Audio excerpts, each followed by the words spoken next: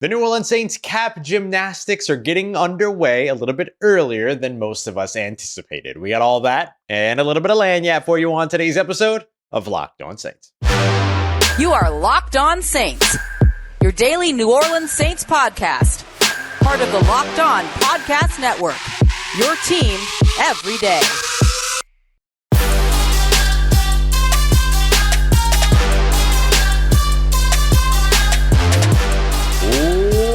What is good, Who Dat Nation and Who Dat family? Welcome into another episode of Locked On Saints, your daily podcast covering your favorite team, the New Orleans Saints, part of the Locked On Podcast Network, your team every day. Thank you, as always, for checking us out. I am your host, Ross Jackson, the credentialed media member covering the New Orleans Saints as a senior writer and reporter over at Saints News Network, and I appreciate you very much being an everydayer, making Locked On Saints your first listen of the day. Every day. On today's episode of Locked On Saints, we're going to be taking a look at who the Atlanta Falcons are now, as things have changed for that franchise since the Week 12 meeting in Atlanta. We're going to discuss Alvin Kamara's status for Sunday's game, a big conversation around availability and how important it can be for the New Orleans Saints. And to kick us all off here, I want to take a look at the New Orleans Saints getting started early with their salary cap gymnastics. We got that coming up for you on today's episode. And today's episode of Locked On Saints is brought to you by our friends at Gametime. Download the Gametime app, create an account, and use the promo code LOCKEDON for $20 off of your first purchase. So the New Orleans Saints waste no time restructuring the first contract already as they try to get under the salary cap ahead of next year's 2024. And one of these restructures answers a big question, or at least gives an idea, gleans to the answer of a big question that has started to pick up some momentum late in the season here. Will the New Orleans Saints part ways with Marshon Lattimore, the star cornerback, former defensive rookie of the year, drafted in 2017? It looks like the answer to that question, as many of us expected, is no. Now, we won't say never, but we can certainly say no for right now. Now, those of you that are everydayers, you know that one of my favorite parts of the offseason is breaking down the New Orleans Saints salary cap. And so being able to return home from a little bit of a quick vacation, if you will, there were still episodes. I was still working. You know how I'll be. Hashtag hash brown, no days off. But, you know, be able to come back to New Orleans and be able to jump immediately into some salary cap talk. I could not be happier about it. So the New Orleans Saints, here's what they did. They took Marshon Lattimore's contract, which had a base salary of $15 million in 2024. They took all but the veteran minimum salary for his experience level in the NFL, which is $1.21 million, so just over $13 million. They took it, restructured it, turned it into a bonus. We're going to highlight the specificity of the bonus that they chose and why people are asking the questions about whether or not this was done to facilitate a trade or whatever. We'll break all that down here in a second. But basically, they took the majority of Marshon Lattimore's contract, over $13 million worth, converted it into a bonus, and therefore saved just over $11 million against their large salary cap overage going into the 2024 season. How much are the New Orleans Saints over the salary cap? We don't actually know yet because the NFL delayed releasing information on the upcoming salary cap until this month, until January. So at some point in the near future, within the next couple of weeks, we should have a better understanding of just how over the salary cap are the New Orleans Saints. But you could safely move the dial anywhere between 70 to 85, potentially $90 million over the salary cap, depending upon where it is. Although the expectation is that it is going to be more than $240 million, which is good news for the New Orleans Saints. So subtract $11 million from their original overage, and that's where the Saints will be. What you need to know is that the Saints are in $11 million of better shape now than they were yesterday.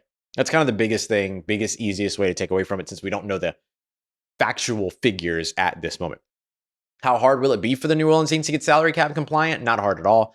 They've got 5 different players that have a base salary of over $10 million, including, of course, two quarterbacks, Derek Carr and Taysom Hill. Alvin Kamara is over $10 million, as well as a couple of other players, including Demario Davis. And then there are also another 4 or 5 players with pretty hefty roster bonuses as well, who you already know are going to be on the roster. Guys like Cesar Ruiz and Eric McCoy and Carl Granderson and Cam Jordan, for instance.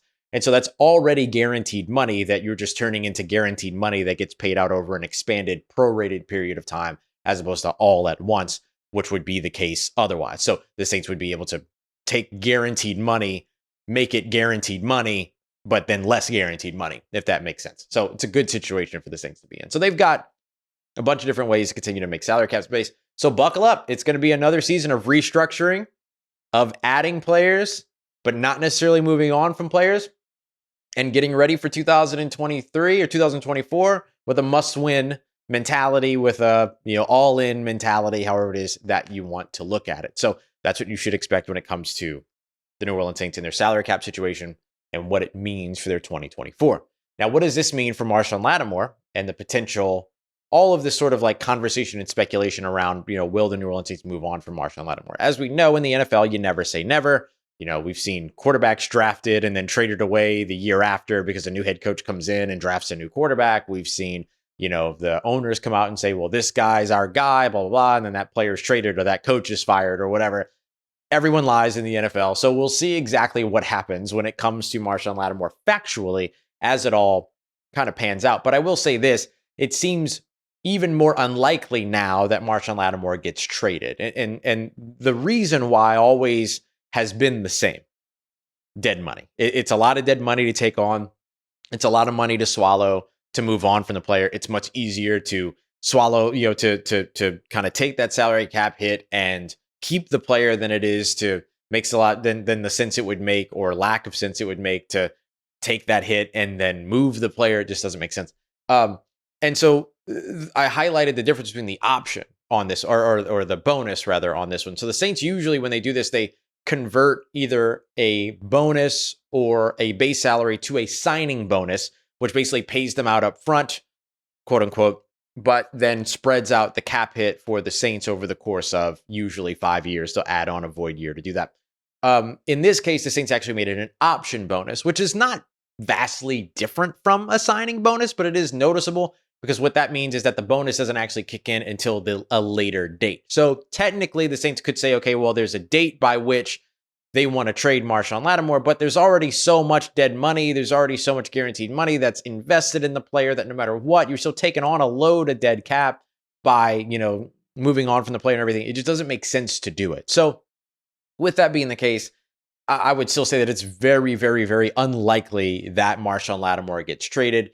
It was already very unlikely, but this kind of solidifies it or all but solidifies it at this point. So I wouldn't expect Marshon Lattimore to be moved, but if he did get moved, it would be a big shock and we'd have a lot to talk about in terms of what the salary cap implications of that would be and why that would be a bad choice by the New Orleans Saints, regardless of what may or may not be happening with the relationship there.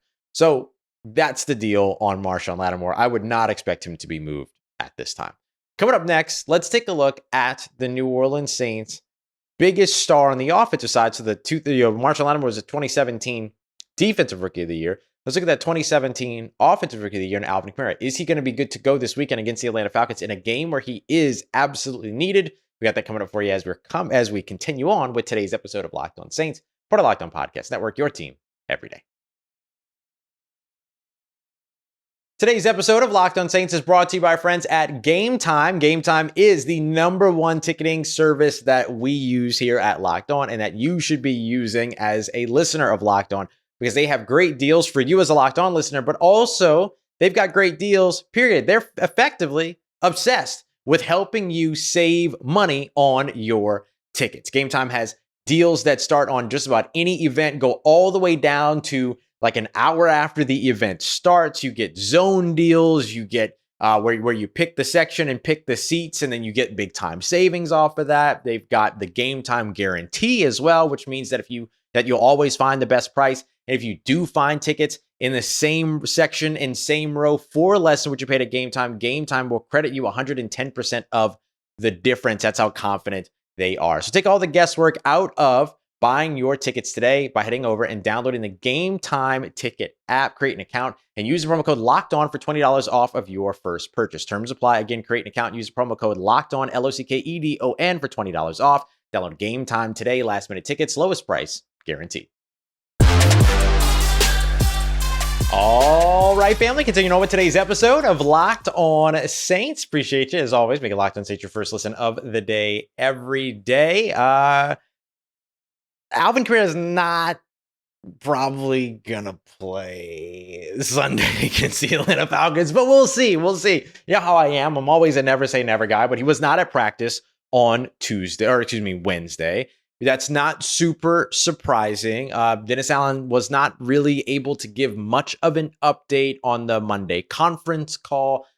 Everything just kind of seems to be pointing to Alvin Kamara not playing. And that's pretty big for the Saints. Now, if he does end up playing, that would be good news for New Orleans, but how effective would he have the ability to really be? Do you want to risk that? And then, especially on an ankle, look, listen, I am not Alvin Kamara. I am nowhere near any type of professional athlete. I am nothing more than, a small thread that blows away in the wind because I weigh maybe 60 pounds when I'm soaking wet, and fully clothed. But when I look at where the sort of cost risk analysis, or not cost risk reward analysis, right? You get what I'm saying here? It's more of a risk to put Alvin Kamara out on the field. I draw the comparison myself because I think about, when I have sprained an ankle in the past, I would be getting out of bed and I would twist that ankle again or get up, or I would think a thought and then I would hurt my ankle again. And so when I think about the idea of Alvin Kamara, who's already dealing with an ankle injury that could severely, or let's call it not severely, but let's say substantially, weaken that ankle, him playing football at a high level amongst all the rest of the world-class athletes like himself, probably not great if you want to say, okay, well, let's protect your ankle just in case they get into the playoffs. And look, they went out and they got guys that should be able to help in the stead of Alvin Kamara at this point in the season, just like some of them did weeks 1 through 3 of the season when they didn't have him while he was serving that suspension early on in the year. So don't be surprised if Alvin Kamara is not out there, but the New Orleans Saints need to still be able to run the football. They need to have a plan in place to make sure that they're still able to replicate that area of the game, even if they don't have to do it in a one-to-one version or a copy-paste version of what they usually do with Alvin Kamara. And that's why I've highlighted throughout this week a couple of moments where I've said little things like Jamaal Williams. He's one of those guys where the more you run him, the better. Message, that's the idea. And so when you're gonna go into a game that you have to win, if you want to keep your playoff hopes alive, if you want to have a winning season, if Dennis Allen wants to have his first winning season as a head coach in his career, if the Saints want to have their first winning season off the course of the past couple, or coming off of the 7-10 season and then trying to replicate that now, or trying to improve upon that now, which they're going to do no matter what, but you'd rather improve it to a 9-8 season than an 8-9 season coming off of a 7-10 season. You feel me? And so I'm looking at all of the things that kind of come into that. You've got to be able to run the football because that is sort of the jumping off point or the launching pad for your offense. Doesn't mean you have to run the football for 4 or 5 yards a clip, but running the football 20 something times, whether it be with Alvin Kamara, whether it not be with Alvin Kamara, it's kind of a key to victory for you if you're the New Orleans Saints. And you've got the talent to still be able to do it because it's not just Jamaal Williams. Yes, you have Jamaal Williams, and that's a guy that you should feed so that he kind of gets his legs up under him, outlasts the defense on the opposite side there. But also Taysom Hill, right? Taysom versus Atlanta. We know that is it's a recipe. It's a gumbo recipe that works. It's a delicious gumbo. And so lean in. Will Kendre Miller be able to go this week after missing every game since week 9? Can he go and have this enormous chip on his shoulder of something to prove? The last time we saw him, he had that big catch and run down the left sideline on the screen and all these other things. Him getting back out on the field would be big for New Orleans to be able to balance Jamaal Williams with another running back and with the Taysom Hill run game to kind of help to expand your repertoire as a as a run team. I think those things would be massively beneficial for New Orleans. And then, go look, there was also another guy, Juwan Johnson, who wasn't seen at practice on Wednesday as well. That's pretty big for New Orleans too. So if you're not going to be able to go with the guy who accounted for over 53% of your air yards last week as a tight end in Juwan Johnson, who played an outstanding game, then you're going to want to be able to kind of make sure that you're able to move the ball in a couple of different ways, right? So Yeah, you're going to lean on Taysom Hill in a couple different ways. You're going to lean on Jamaal Williams in the run game and in the passing game. Kendre Miller, if he can go in the run game and in the passing game. If Kendre Miller can't go, then bumping up and activating James Robinson, the former Jacksonville Jaguars running back who the Saints brought in and have had on the practice squad for the past few weeks, that would be huge for New Orleans as well, because he also has the versatility to be somebody that can run the football and that can catch and be a part of the receiving game as well. So will Alvin Kamara go this weekend? Probably not, but will the New Orleans Saints be able to run the ball, and will they still be able to produce with their running backs? That is kind of aside from whether or not Alvin Kamara plays, because they've had to do this already. So can they do it again? That's going to be the even bigger question. But as of right now, I would not expect to see 41 on the field against the Atlanta Falcons. Coming up next, we're going to take a look at who the Atlanta Falcons are here in Week 12, because especially on the offensive side of the football, they are a vastly different team than they were in Week 12. And that is actually good news for the New Orleans Saints. We got that coming up for you as we continue on and wrap up today's episode of Locked On Saints, part of Locked On Podcast Network, your team every day. Today's episode of Locked On Saints is brought to you by our friends at FanDuel. FanDuel is America's #1 sportsbook and the official sports betting partner here on the Locked On Podcast Network, and for good reason, because FanDuel gives you endless opportunities to win, and win. So you want to go and check them out today. In fact, the New Orleans Saints right now, the line is creeping up in their favor, favored by 3 points, -3-point favorites up against the Atlanta Falcons at home. It would be a huge win for the New Orleans Saints. Although they don't entirely control their destiny, getting a win in a game where they can control what they need to control would be a good showing for the New Orleans Saints. So maybe you want to get in on that, or anything else. You can go find yourself a heavy favorite, especially right now if you're a new customer. That would be my recommendation, because you're going to be able to get $150 in bonus bets guaranteed when you place any $5 bet. That's $150 in bonus bets, no matter what, win or lose. Then you can use that checking out some of the live same game parlays, the Parlay Hub as well. Make sure you get all the best way to check out all of the popular parlays out there. So visit FanDuel.com/lockedon today to get started. FanDuel, official partner of the NFL. Let's get it, Who Dat Nation. Wrapping up today's episode of Locked On Saints with a quick look at the Atlanta Falcons and who they are here in Week 18 of the NFL season. The Saints and the Falcons obviously are very... Did I call them Atlanta Hawks when I started this, or did I say Atlanta Falcons? Doesn't matter. All the same. Anyway, with the Atlanta Falcons, they're different than they were in Week 12 when the New Orleans Saints traveled to Atlanta and unfortunately lost that game on the road. The Saints, this is a must-win situation for them.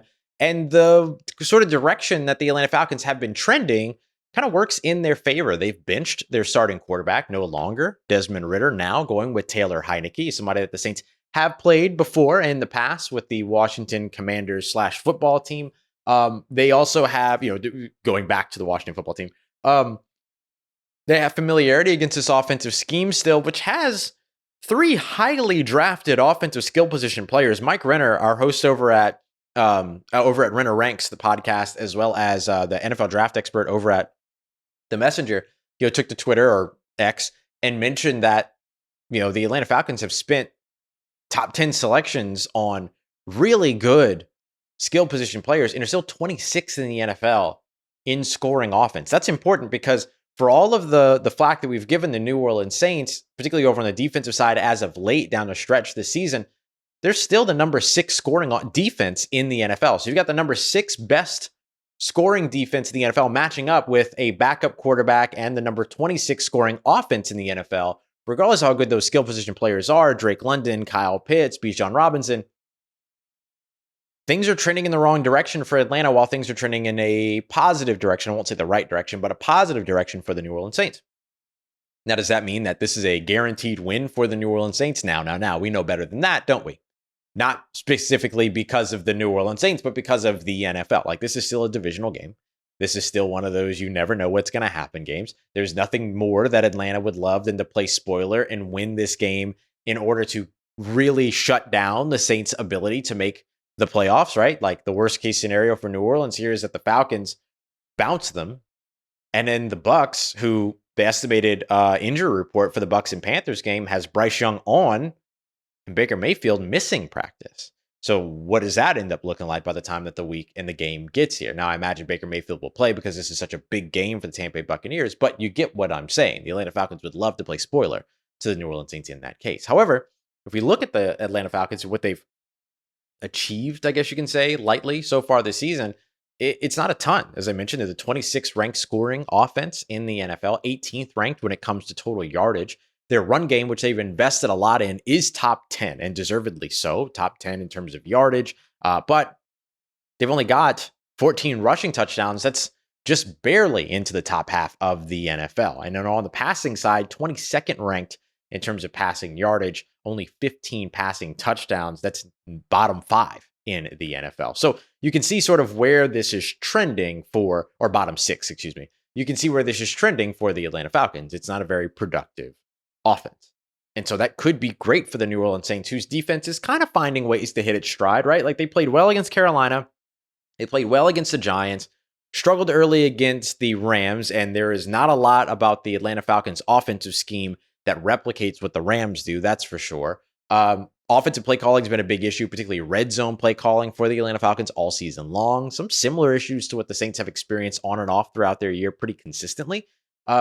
And then on top of that, you kind of look at where just sort of personnel decision-making is, and not great in Atlanta either. So the Saints are kind of in a situation here to where you've got those two games from not long ago. They played well on the defensive side, particularly early against Tampa.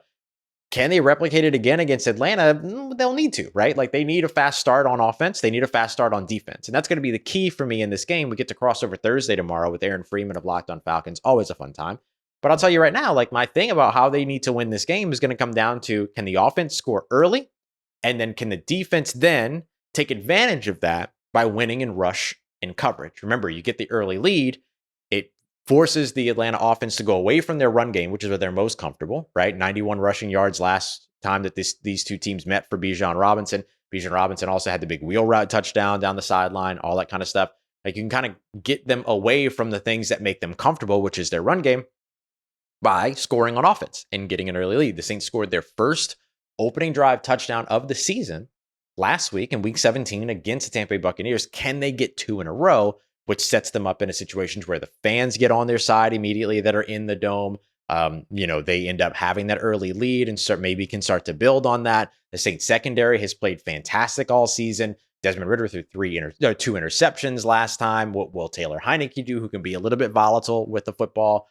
There's a lot of things that can work really well for the New Orleans Saints defense. The big thing will be, can their offense show up particularly early and allow them to play their brand of the attacking, aggressive defense and all that, particularly over on the defensive line. Guys like Zach Bond should see more pass rushing opportunities, not less. And when you see him get less, that usually means that the fact that the Saints don't feel comfortable about their defensive rush package against the opposing offense, who may be running the ball as opposed to passing the ball, right? As opposed to dropping back. Whereas when you see Zach Bond's pass rush tick up, you look at the Carolina Panthers game, the Tampa Bay Buccaneers game, and the New York Giants game, those are 20, 30 reps or more because a lot of obvious passing situations for that offense. So that's going to be kind of key for the Saints defense. And then on the other side of it, in order for the offense to actually be able to take advantage of what it is that Atlanta's doing, then they've got to be able to do what they know Ryan Nielsen is going to struggle with, or be ready for what it is that Ryan Nielsen and that Atlanta Falcons defense wants to be able to do. They're stronger now on their backside and their back end when it comes to their coverage. They've got an okay rush plan, but that's kind of diminished over the course of the season so far. And the middle of their defense is weak. And so what you're looking at is, can you confuse the match style that the Atlanta Falcons play? So for instance, last week against the Chicago Bears, Justin Fields did a really good job at this. You look at sort of this like corner, kind of inside out switch that the Bears ran from their slot receiver and their outside receiver. The slot corner was lined up over, on the trip side on the number 2 guy. The safety was lined up on the inside over the number 3 guy. They switched positions, and the one on the inside ran the outbreaking route, but then cut back in, and so it turns out the one on the outside was actually running the outbreaking route. You do a lot of things to confuse them, because if it's an in-breaking route, then the inside guy will take that. If it's an out-breaking route, then the outside guy will take it. But can you make your inside breaking route a C route or like a little corner route to make it look like it's an inside breaking route first before breaking outside? And then can you take your inside breaking route and run like a little pivot to where it looks like an outside breaking route first and then cuts back inside? It's a bunch of big words to say, can you effectively draw up a good concept, particularly when it comes to your route running? And if the Saints can do that, then they should be able to operate on the offensive side. Now, the run game for the Saints is going to be the big question.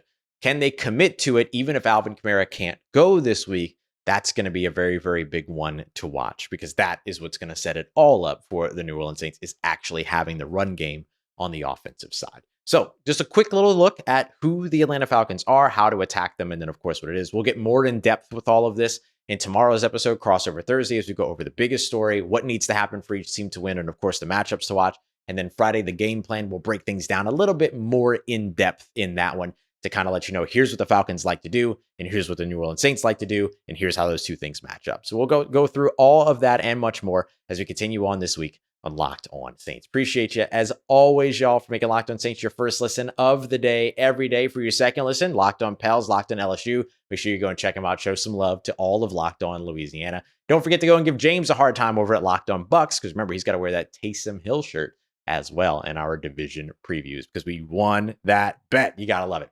Thanks, as always, making Locked On Saints a part of your day, part of your routine, for saying yes to me and the show. As always, if you see me, please say hi. And if you need anything else around your New Orleans Saints in between these episodes, make sure you follow me on your favorite social media at Ross Jackson, NOLA. Hit me up. Let me know how the family's doing. Let me know how you're living. Let me know how you're momming them. And trust Who Dat Nation, I'll holla at you.